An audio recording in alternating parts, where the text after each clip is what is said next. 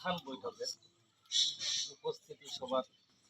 উপস্থিত আছেন সম্মানিত সভাপতি, উপস্থিত আছেন ৪ নং পামুলী ইউনিয়নের জামাতি ইসলামের সম্মানিত সভাপতি, আরও উপস্থিত আছেন ১০ নং পাঁচপীর ইউনিয়নের সম্মানিত সভাপতি আবুল কারি হোসেন ভাই, উপস্থিত আমাদের এলাকার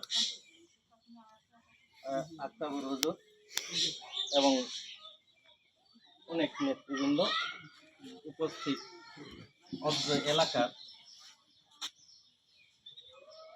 ভাই মা ও বোনেরা, শ্রেণীভেদে আদাব এবং নমস্কার জানিয়ে আমি আমার সংক্ষিপ্ত বক্তব্য শুরু করছি। বাংলাদেশ জামাতি ইসলাম অনেকের কথা শুনছেন, মা বোনদের উদ্দেশ্যে, আমাদের সনাতন ধর্মাবলীদের উদ্দেশ্যে কিছু কথা বলি। আমি আমার বক্তব্য বেশি দীর্ঘায়ী করব না। আমাদের এই সনাতনীদের কতিপয় কিছু কিছু মানুষ বিভ্রান্ত সৃষ্টি করার চেষ্টা করছে। এই বিভ্রান্তকর যে সমস্যাগুলো সৃষ্টি করার চেষ্টা করছে, তারা কেউ নয়, আমাদের আশপাশ এলাকার, আমাদের এই দলের বাইরের লোক। আমি সকলকে বলবো, আগামী দিনে বোদা দেবীগঞ্জ উপজেলার একজন কৃষি সন্তান, আমাদের পামুলী ইউনিয়নেও ওনাদের বাড়ি আছেন, অনেকেই হয়তো জানেন, অনেকেই জানেন না।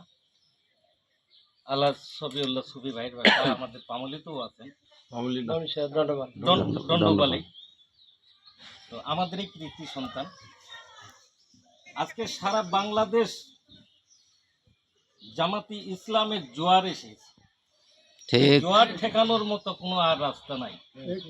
তার এই প্রতিবাদে আজকে কতিপয় কিছু কিছু মানুষ আমাদের সব সম্প্রদায়কে বিভ্রান্ত করার সৃষ্টি করছে, সেই দিক লক্ষ্য রাখবেন। এসব গুজবে কিছু কান দিবেন না। আমাদের সনাতনীদের এমনভাবে বিভ্রান্ত সৃষ্টি করার চেষ্টা করছে, আমাদের সম্প্রদায়ের হিন্দুরা জামাতি ইসলাম করলে নাকি ইসলামের কিছু একটা অংশে চলে যাবে। মা বোনেরা যদি আজকে আমাদের জামাতি ইসলামে ভোট দেয়, তাদের নাকি শাখা সেতু পরা যাবে না। মা বোনদের বোরখা পরতে হবে। এই ধরনের বিভ্রান্তকর কতিপয় কিছু মানুষ আমাদের মাঝে ছড়িয়ে দিচ্ছে। এসব সব বিভ্রান্তকর কথাবার্তা, এসব কথায় কান দিবেন না। এরা সম্পূর্ণ গুজব ছড়াচ্ছে, এটা গুজব। এই ধরনের বাংলাদেশে ইতিহাসে নাই যে জামাতি ইসলাম সরকার গঠন করলে কোনো সম্প্রদায়ের, হিন্দু সম্প্রদায়ের মধ্যে তাদের এই আমাদের ধর্মের প্রভাব ফেলবে, এ ধরনের কোনো ইতিহাস নাই। আমি বিনীতভাবে অনুরোধ করব, আগামী দিনে আমাদের বোদা দেবীগঞ্জ উপজেলার একজন কৃতি সন্তান, যার কোনো খারাপ কোনো রেকর্ড নাই, এখন পর্যন্ত ওনার কোনো খুঁত নাই।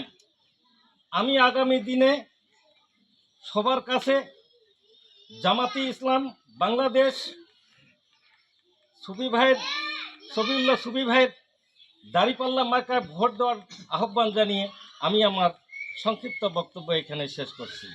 সবাইকে ধন্যবাদ দাদাকে। এই পর্যায়ে আপনাদের সামনে মূল্যবান আলোচনা নিয়ে এসেছেন আমাদের সম্মানিত দায়িত্বশীল ভাই মোহাম্মদ আবুল কারি ভাইকে কিছু